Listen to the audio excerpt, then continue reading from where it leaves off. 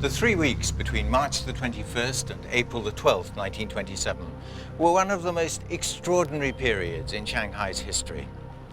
They provided the setting for a best-selling novel by the French writer André Malraux, La Condition Humaine, in which some of the leading characters were loosely modeled on the city's communist leaders.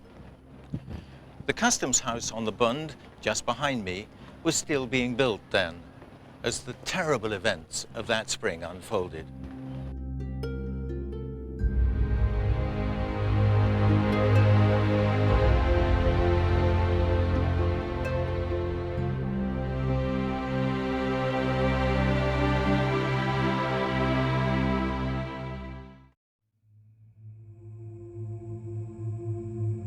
Outside the city, the Northern Expeditionary Army is moving, rifles shining, raindrops shimmering, to the rose-colored night of Shanghai.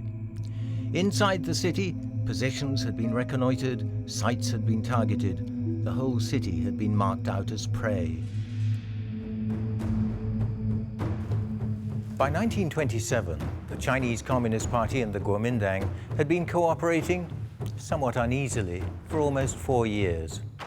Together, they'd mounted what was termed the Northern Expedition. The National Revolutionary Army had set out the previous summer from Guangzhou with a mission to overthrow the warlords and unify the whole of China under a Kuomintang CCP government. The military commander, Chiang Kai-shek, was now preparing to occupy Shanghai, which was controlled by the forces of the Zheli warlord, Sun Juanfang. The presence of the foreigners in the concessions made it a delicate operation.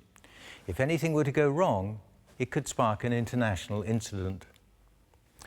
Zhou Enlai, the head of the party's military committee in Shanghai and the highest-ranking communist in the area, had come secretly from Guangdong to prepare an armed insurrection by the city's workers, designed to coincide with the arrival of Chiang Kai-shek's forces, which were advancing from the south.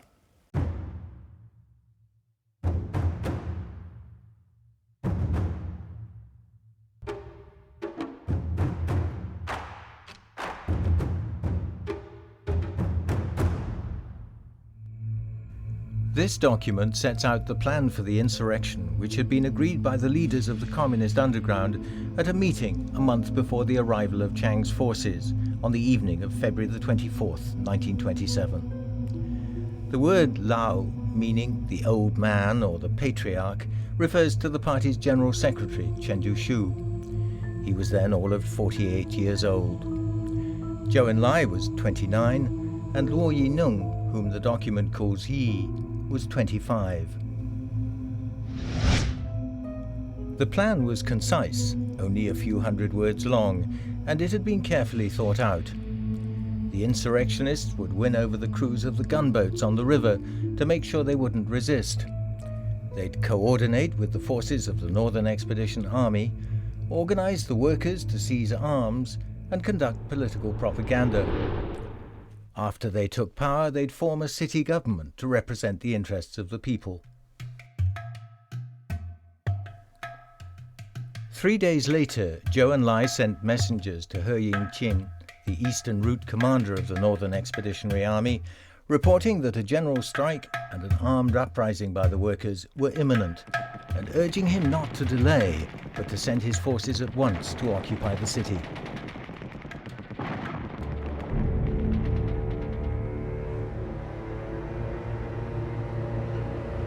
Today in Shanghai, you can travel wherever you like. There are no roadblocks, no barriers, no restricted zones. In the 1920s, it was very different. Shanghai was divided by the foreign concessions, which split the Chinese parts of the city in two. André Malraux called them Shanghai's broken wings. The concession authorities banned the transport of arms through the areas they controlled without a special permit, which meant the uprising had to be decentralized, with separate groups operating independently in the various different areas. On the morning of March the 21st, Zhou Enlai and the military committee learned that the Northern Expedition Army had occupied the suburb of Longhua, Immediately, the signal was given for the workers' uprising to commence. At noon the same day, the Shanghai Trade Union Federation ordered a general strike.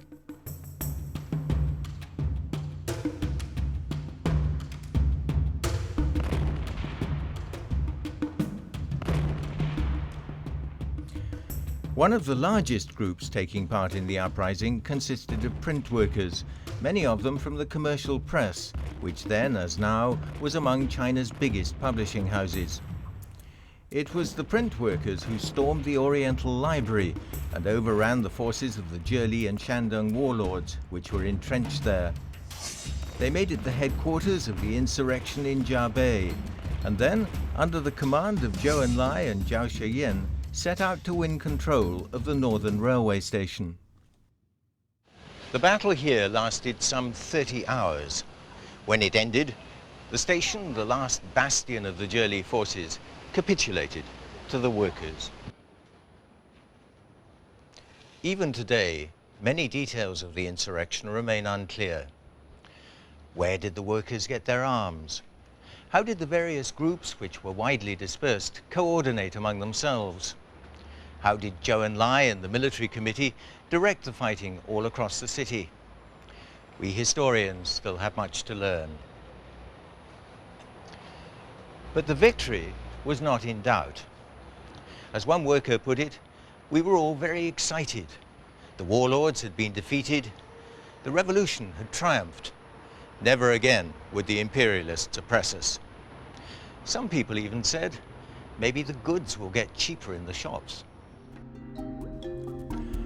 On March the 22nd, the insurrectionists established the ad hoc provisional municipal government, composed of communists, members of the left Kuomintang, workers' delegates, and representatives of the Shanghai bourgeoisie.